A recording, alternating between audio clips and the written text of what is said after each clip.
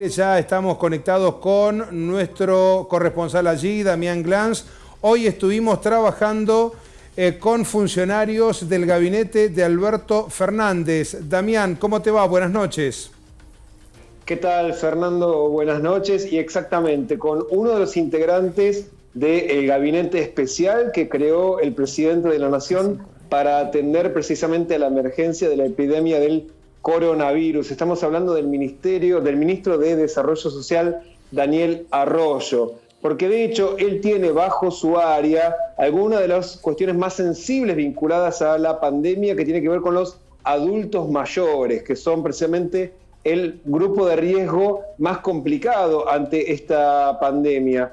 Y nosotros le preguntamos a Daniel Arroyo, que va a estar en los próximos días en la provincia de Mendoza, si el gobierno nacional se está preparando precisamente ante el escenario que se dio en el día de hoy, que empiece a haber contagios que no sean importados, sino que se generen en la República Argentina. Y no solamente en sectores medios o altos, sino especialmente contagios en los sectores vulnerables que no tienen las mismas herramientas que el resto de la población para poder hacerle frente a una eventual enfermedad de coronavirus y un contagio familiar. Estamos hablando de, Fernando, familias con muchos integrantes de una familia absolutamente en una misma casa. Damián, ¿no? a ver, discúlpame que te interrumpa y meto un tema controversial, ¿no? Ahora hablamos del coronavirus, pero en su momento los argentinos debimos haber estado mucho más preocupados de lo que nos mostramos, muchos, del sarampión y del dengue. ¿Por qué? Porque con una población en riesgo, con una población que está el 40% por debajo de la línea de pobreza, con poblaciones que no tienen acceso al agua potable ni a los sistemas de saneamiento más mínimos a la altura de los acontecimientos y de la historia de la humanidad, tenemos que entender que hay sectores ultra vulnerables que indudablemente ameritarán una atención especial de parte de las autoridades sanitarias, municipales, provinciales, nacionales. Creo que hacia eso es donde estás apuntando.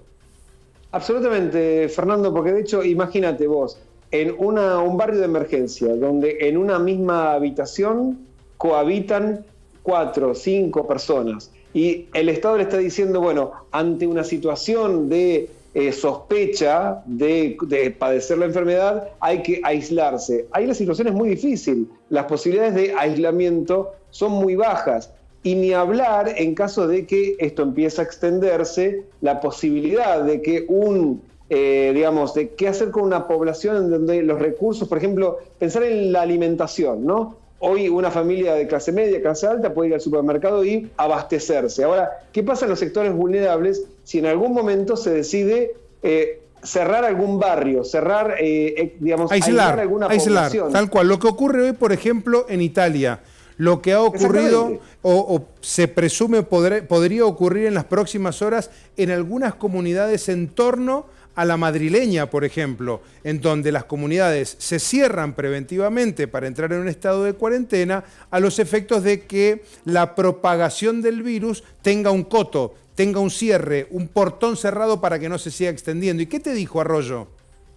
Bueno, se lo preguntamos particularmente. Por ahora no quiere hablar demasiado el gobierno de esto para precisamente no llevar pánico a la población, porque estamos en un nivel todavía muy bajo de la epidemia en Argentina. Pero le preguntamos, ¿qué está pensando el gobierno ante la posibilidad de que una comunidad vulnerable se exponga al coronavirus? Y esto nos decía el ministro de Desarrollo Social, Daniel Arroyo. Nosotros tenemos otras 3 situaciones. Uno, los comedores, que son muchos en Argentina, comedores comunitarios con distintas características. Ahí estamos trabajando mucho para que haya alcohol en gel, para tener efectivamente información. Nosotros tenemos la Dirección Nacional de Adultos Mayores y lo que la gente llama en general geriátricos. Son los que trabajan en este ministerio, son sociales, son de organizaciones religiosas, de asociaciones civiles. Bueno, estamos restringiendo la cantidad de personas, de visitas al mínimo. Y finalmente, en los jardines comunitarios, en los centros de primera infancia que tenemos, además de dar información, hacemos esto que decía antes con los chicos. Nosotros trabajamos mucho con capacitar, con plantear normas de conducta, con enseñarles a los chicos, que estamos convencidos que eso va directo y como esponja lo van a absorber los padres y los abuelos. ¿Están previendo alguna situación en caso de que los contagios lleguen a los sectores más vulnerables de la población, que tienen por supuesto menos herramientas para defenderse? Nosotros estamos armando un comité de emergencia con las iglesias, con las organizaciones sociales, con parte del Ministerio de Defensa, que tiene un área muy importante de asistencia directa. Hemos armado un comité de emergencia donde estamos evaluando situaciones, en esencia, adelantándonos ante la eventualidad de que haya algún tipo de situación más crítica, como se ha dado en los países europeos, de aislamiento de poblaciones. Hoy lo que estamos haciendo es un plan, un despliegue de un plan, que eventualmente deberá utilizarse o no, ojalá que no.